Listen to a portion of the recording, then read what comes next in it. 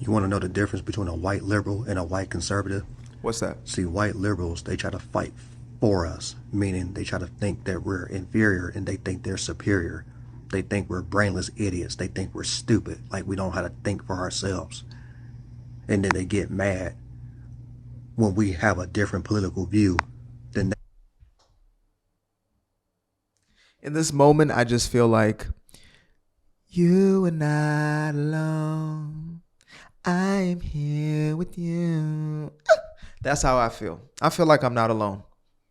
I have been preaching this exact same sentiment day after day, month after month, year after year.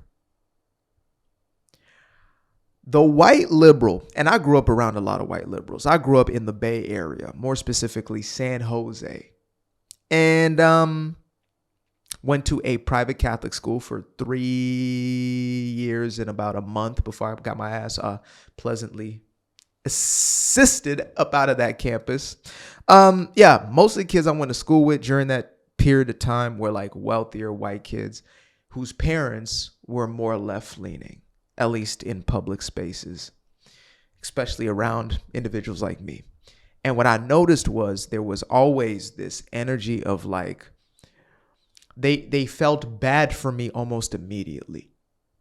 They felt that there had to be some sort of adversity. Like, I don't know if you guys have watched Everybody Hates Chris, but there was a teacher in the show who I think is hilarious, who basically continues to like put these tropes, these stereotypes onto the young Chris Rock character.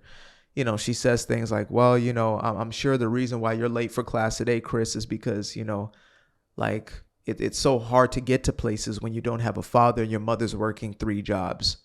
You know what I mean? In reality, young Chris had a dad working 3 jobs and a mother who continued to talk about the dad who has 3 jobs and how she don't need her job. So anyway, point is this. White liberals do have a white savior complex, and it doesn't come from a positive place. It does not come from an altruistic sort of humanitarian place. It comes from guilt, and it comes from a search for belonging. They want to feel as if they are important. Therefore, they place themselves as a savior of these poor, downtrodden people. And the moment that you uplift yourself or show yourself not to be that victim that they're used to you playing the role of, then they feel they're out of place. You know, the only group of people I get more slack from than blacks on the Democratic plantation are the whites on the Democratic plantation. They're the only ones. As soon as they realize that I don't stand on the same political grounds as them, ideological grounds as them, etc., they are on my backside like flies on shite. Every day they'll be saying, how could you? Do you even understand what you're doing? It's the most condescending spirit behind it. And the crazy thing is, when I was a libtard, you know, I was more left leaning and trying to do the ashwagandha Wakanda thing. I didn't face nearly as much sort of back and forth about my views. Matter of fact, I barely got it. They were just like, okay, you know, another kind of idiot who doesn't understand things. As soon as I came out the conservative closet, I've had threats on my life. I have had people, you know, looking for information about the people that I love, trying to do something. Like, I have had crazy situations that have taken place just by, I don't know, thinking for myself. So, yeah. You are not alone. That's good. Let's continue. They do. So now they feel like they got to fight for us even more to try to get us back on the Democratic plantation. That's a white liberal. A white conservative or a patriot, whatever you want to call them, they're not going to fight for us, but they will fight beside us. Facts. I've never heard it put like that. Brother, you, Christian Libertarian 316. Whoo, okay. Let's go back to 1954 or 1854. Let's not go back to 1954. Let's go back to 1854. The formation of the Republican Party. A party founded on the basis of 2 ideas. Well, I mean, a multitude, obviously, but these main 2 ideas. The eradication of slavery, which means essentially the rights for all men. And yes, it would take a little bit of time for that to fully manifest, but that was a founding grounds of it, as well as, well, some wouldn't believe it, but feminism, the original, like the women's suffrage, right?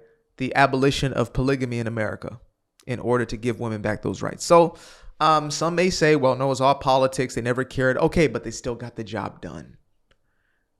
And something that Dr. Carol Swain said, shout out to her. Make sure to watch her video, like the true history of the Republican Party.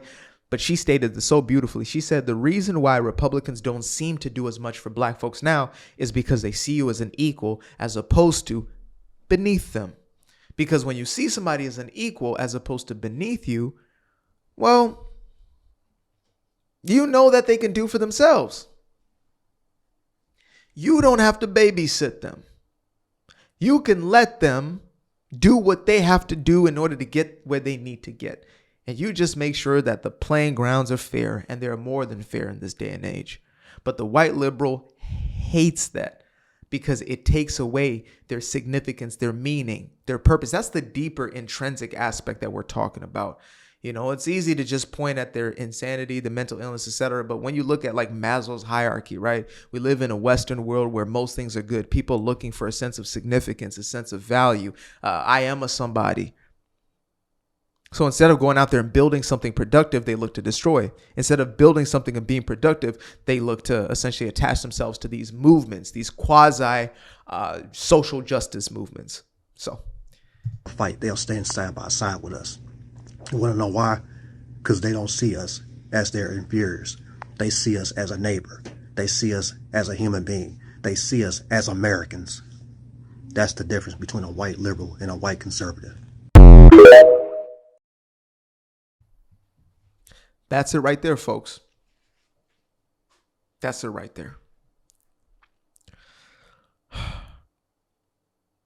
I genuinely hope that we get to a place as a people where you actually can just be an individual. And we come together, you know, common causes and things of that nature, but we get over this race nonsense. Like the power that it has. We're not going to say, oh, we're colorblind, I don't see any difference. No, it's not about that. You can see a difference, but you don't have to create this entire identity around that. When we work together, and by together, I'm not talking about just random people thrown together. When we have people with the same value system, principles, ideologies, etc., but different ideas that they're willing to bring together, it's a beautiful thing. It's shown itself throughout human history. When we share cultures, etc., it's a beautiful thing with productive cultures. But when you have this antagonizing spirit, when you have this divisive spirit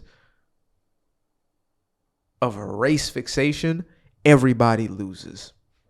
And that's one of the main missions I have and purposes I have with what I do, is for us to be free from that so we can actually focus on what we can control, the thing that essentially we were supposed to be focusing on from, I believe, the beginning of our own personal journeys, our own lives, why we were born in the first place, is to discover our purpose and to essentially cultivate and hone that purpose in and to give it to the rest of the world. It fulfills us and fulfills something greater in this world. And so I hope you find yours and you continue to do that. Separate yourself from those who look to continue to infantilize you, to treat you like you're lesser than, like you're a child, like you not think for yourself. They will call you a sellout. They'll call you all sorts of names, but what they cannot call you is a slave. Appreciate you guys for tuning in. Now, if you'd like to stay around, make sure to click that little subscribe button down there, or you can show some love by going to the description below and clicking on the button titled Buy Me a Coffee. Leave a little something there, or click on the Cash App. Leave a little something here. Till the next time, peace. I fell in love with the sunshine. I fell in love with the light. I fell in love with the full moon. I fell in love with the night. But I can see the light again. I can see the light. You can see the life in him illuminate the night. I know the time is taking a 3, 6, 5, that's a full rotation. I see you looking up, you know them constellations. Constantly gazing like house of praises, you get to praising.